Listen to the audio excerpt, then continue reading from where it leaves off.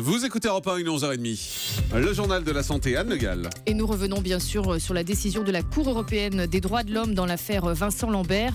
Nous verrons aussi que des chercheurs affirment prévoir le risque de décès dans les 5 ans par simple questionnaire.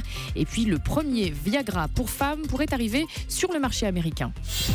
Et on commence donc avec les toutes dernières informations concernant la Cour européenne des droits de l'homme qui s'est prononcée sur le sort de Vincent Lambert. Et la Cour européenne vient de valider par 12 voix contre 5 l'arrêt des soins. Elle autorise donc la France à laisser mourir Vincent Lambert. Cet homme de 38 ans est plongé dans un état végétatif irréversible depuis 7 ans et sa famille se déchire sur son sort. Cette décision n'est pas tout à fait un épilogue. Il va falloir désormais obtenir un consensus de l'équipe médicale avant toute décision d'arrêt des soins. Pour les parents, le combat ne s'arrête pas. Vincent Lambert se trouve toujours hospitalisé au CHU de Reims. Il est nourri et hydraté artificiellement. Oui, le combat ne s'arrête pas, c'est ce que viennent de déclarer d'ailleurs les parents de Vincent Lambert. Encore une alerte sur les dangers des cabines UV. Oui, c'est un accident qui est relaté à la une du journal L'Ardennais ce matin. Une femme se retrouve sous morphine après des brûlures dans une cabine à UV. Écoutez le récit de Marion Calais, c'était ce matin dans le kiosque d'Europe 1 à 6h15.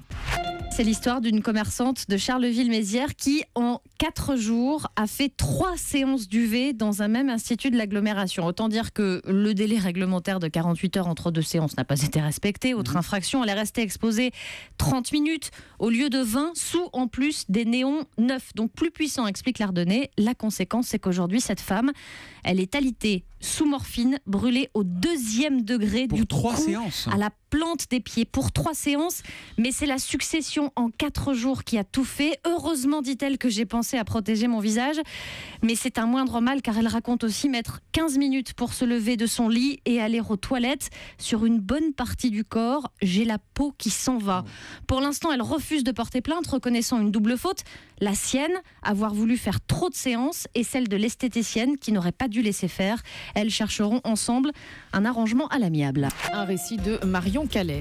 Des chercheurs suédois viennent de mettre au point un calculateur qui prévoit le risque de décès. Oui, ce programme calcule le risque de décès dans les 5 ans à venir en se fondant sur des questions simples. Par exemple, le nombre de voitures possédées, la vitesse à laquelle on marche et aussi, c'est plus classique, le tabagisme, la consommation d'alcool, de café ou de thé, mais aussi l'âge et la corpulence. Ces travaux viennent d'être publiés dans la prestigieuse revue médicale Lancet. Selon les chercheurs, ce système pourrait à l'avenir aider les médecins de famille à identifier plus vite les patients potentiellement à risque. Rappelons qu'il ne s'agit que de probabilités statistiques, mais pour ceux qui veulent tester Hubble, c'est le nom de ce test, est d'ores et déjà disponible sur le web et c'est un site en anglais. Vous tapez donc Hubble, U-B-L-E. Le premier Viagra de femmes pourrait arriver sur le marché américain. Les experts de la FDA, l'agence du médicament, viennent de se prononcer en faveur de ce nouveau médicament, le flibansérin.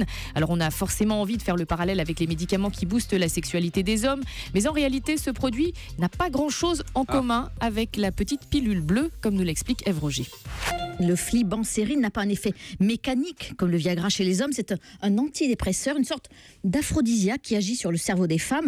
Alors, elles ne deviennent pas dévorées de désir, a tenu à préciser hier le patron du laboratoire, mais ce médicament donne bien un coup de fouet à la libido féminine. Alors, il a fallu 3 fois pour que les experts américains finissent par donner leur feu vert. D'abord parce qu'il y a des effets secondaires importants, ce médicament, de la somnolence, des évanouissements, des chutes de tension, et puis une efficacité difficile à démontrer. Le laboratoire est arrivé avec des études moyennement convaincantes. Jugez vous-même, les femmes sous flibansérin ont déclaré avoir 4,4 expériences sexuelles satisfaisantes par mois. Celles qui prenaient le placebo, sans le savoir, donc 3,7. Donc 4,4, 3,7, c'est assez peu. Mais il fallait bien un jour rétablir l'égalité entre les sexes. Il existe aujourd'hui 25 médicaments pour aider les hommes, 0 pour les femmes. Ève Roger, chef du service Société d'Europe 1. Le chiffre du jour, c'est 2.